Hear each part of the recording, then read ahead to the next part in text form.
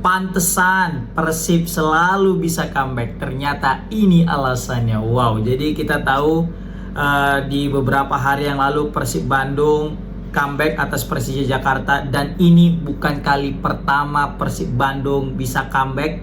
Sering sekali kita melihat Persib Bandung selalu bisa mengejar ketertinggalan. Tidak hanya mengejar, tidak hanya menyamakan kedudukan, tapi juga bisa comeback alias bisa menang dan unggul, guys. Dan ini bukan kaleng-kaleng. Kenapa aku bisa bilang bukan kaleng-kaleng? Iya, cobalah secara kita udah ketinggalan 2-0 di kandang lawan dan kita bisa menang. Ketinggalan 2-0 dan kita bisa seri. Menang ketika melawan tim Singapura. Saat itu ketinggalan 2-0 bisa menang comeback 3-2. Ketika menghadapi Persija di kandang lawan juga ketinggalan 2-0 bisa curi poin, dan hasil seri itu serasa kemenangan bagi Persib Bandung, dan Persija juga hasil seri itu merasa kayak itu sebuah kekalahan. Nah, terlepas daripada itu, yang paling menarik di sini adalah siapa sosok penting, sosok figur yang sangat berpengaruh di dalam comebacknya Persib Bandung ini. Kita tahu Persib Bandung meskipun kita tertinggal selalu bisa comeback. Nah, sekarang kira-kira siapa sih orang-orangnya, ya kan? Siapa orang yang betul-betul bisa membawa Persib Bandung ini selalu bisa comeback? Ya jelas pasti yang namanya pemain dan pelatih, kan gitu. Ya, dua unsur ininya yang selalu bisa buat Persib bisa comeback, kan. Tetapi kalau kita mengkerucut, ada dua nama yang betul-betul bisa membuat Persib Bandung ini selalu comeback, dan ini resepnya. Ya, aku baru saja melihat Persib TV ya, bagaimana di situ locker room Persib melawan Persija ya. Jadi ini asik sih jika semua klub ya punya aktivitas atau dokumentasi seperti yang Persib TV lakukan ketika ada halftime, before, atau mungkin sebelum kick off, baru juga setelah full time, dia didokumentasikan lah untuk sebagai motivasi dan juga untuk dokumentasi pastinya. Nah, jadi di sini yang menarik aku lihat, yang pertama ada sosok namanya Mark Klok. Ini ya terlepas daripada kontroversi Mark Klok bersama dengan STY, bersama dengan fans-fans timnas, bersama juga dengan klub-klubnya terdahulu, tapi kita nggak bisa nafikan bahwasanya Mark Klok itu betul-betul kapten yang baik bagi tim. Jiwa leadership yang dia miliki itu luar biasa, betul-betul menggambarkan seseorang yang patut kita tiru dan patut kita teladani di dalam lapangan. Terbukti Mark Klok itu mampu membangkitkan semangat seluruh pemain Persib Bandung.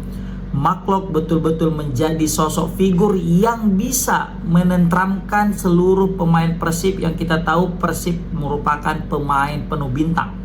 Semua lini dipenuhi dengan pemain bintang, dari depan, dari tengah, dari belakang, sayap, kanan, kiri, itu semua pemain-pemain bintang. Dan kalau bukan karena pemain bintang yang bisa menenangkan, pasti tidak akan tenang. Dan terbukti itu ada di sosoknya seorang Mark Klok.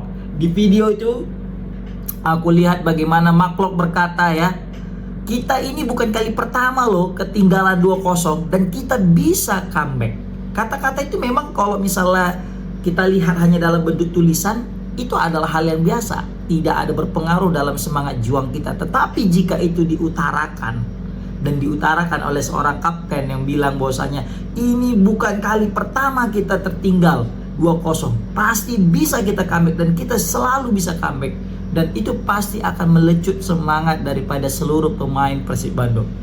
Dan terbukti dengan ketertinggalan mereka 2-0 di babak pertama, dan dengan semangat dan power mereka yang luar biasa, dengan stamina mereka yang tetap terjaga, mereka mampu menyamakan kedudukan melalui David da Silva dan juga Nick Kuipers. Nah, ini menjadi alasan kenapa Persib Bandung itu bisa berbeda dengan klub-klub lainnya, bisa comeback dengan klub-klub meskipun tertinggal dibanding dengan klub lain yang mana ketika sudah tertinggal kesulitan untuk mengejar, bahkan menyamakan dan bahkan bisa menang.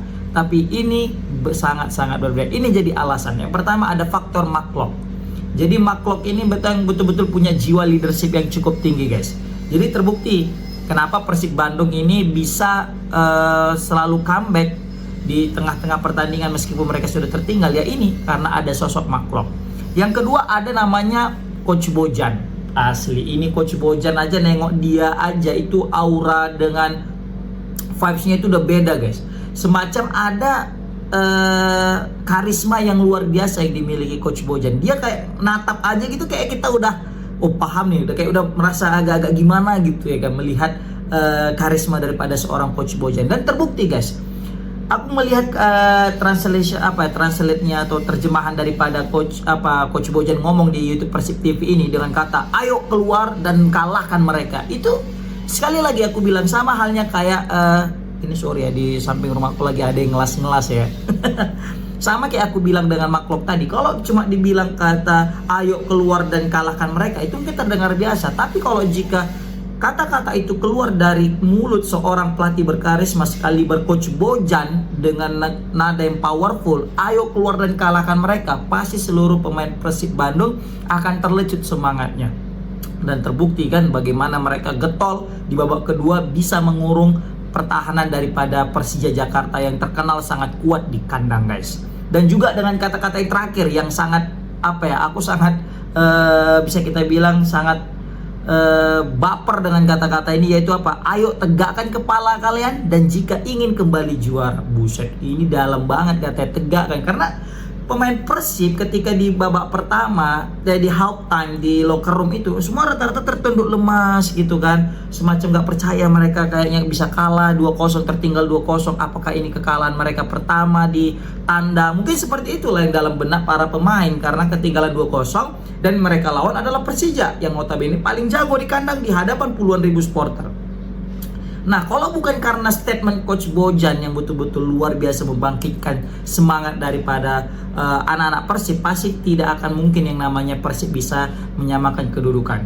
Ayo tegakkan kepala, karena banyak pemain Persib nggak negakkan kepala. Tegakkan kepala ya kan, ayo berjuang dan kalahkan mereka. Dan jika kalian ingin juara, ayo semangat gitu ya kan. Siapa yang nggak makin semangat mengingatkan tujuan mereka di awal, yaitu bisa juara back to back.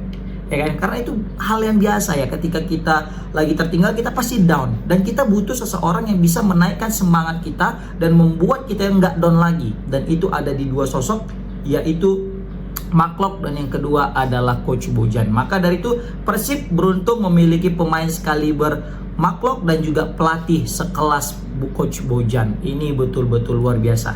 Ditambah lagi juga aku menyoroti bagaimana kinerja asisten Persib ya, asisten pelatih Persib juga ini kayak mengingatkan aku dengan Patrick Kluivert dengan Alex Pastoor. Kayaknya ini Alex Pastoor ini mirip dengan asistennya pelatih Coach Bojan yang betul-betul selalu fokus kepada strategi, pola permainan, skema dan apa yang akan dilakukan guys. Terbukti beliau ini sangat-sangat bisa kita bilangnya sangat aktif dan juga sangat